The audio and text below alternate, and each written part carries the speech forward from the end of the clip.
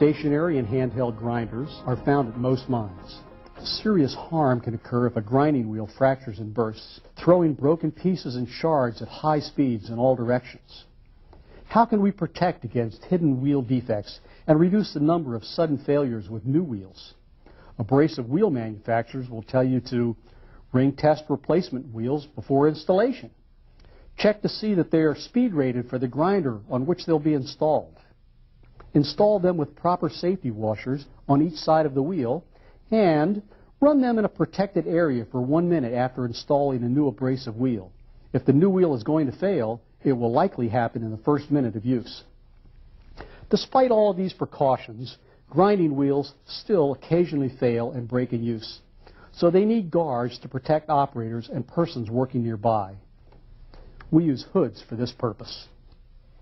Stationary grinding machines have to be equipped with substantially constructed hoods, and these hoods have to enclose the rotating grinding wheel as completely as possible, but no less than for 270 degrees, or 3/4 of the wheel's periphery. A best practice is to install a tongue guard at the top front of the peripheral hood guard, with its end no more than 1/4 inch from the wheel, and to adjust the tongue guard to maintain the same dimension as the wheel wears down. Should a grinding wheel fail in use, the hood and tongue guard will help prevent broken sections of the wheel from flying out and injuring someone. An adjustable tool rest helps to support and steady the work while grinding. Tool rest should be substantially constructed and securely clamped not more than 1/8 inch from the wheel.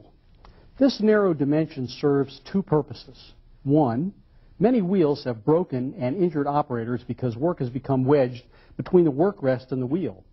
Maintaining as small a gap as possible reduces the risk of material being caught in this gap and breaking the wheel. And two, a narrow tool rest gap helps lessen the chance of work rotating into the gap and pulling the miner's hand against the rotating grinding wheel. A best practice is to keep the work rest even with the horizontal center line of the machine spindle.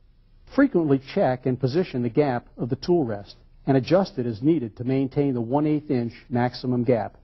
Of course, you should always disconnect the power and lock it off before making any adjustments. This is a handheld grinder. Most of these devices are equipped with a cup guard or semicircular guard positioned at the rear of the tool.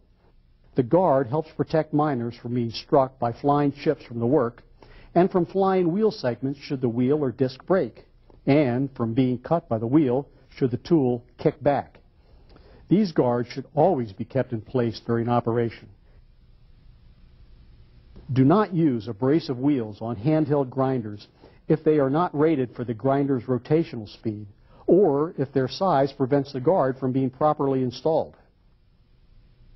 This photo shows a broken 3,400 RPM wheel that had been installed without a guard on a 10,000 RPM grinder.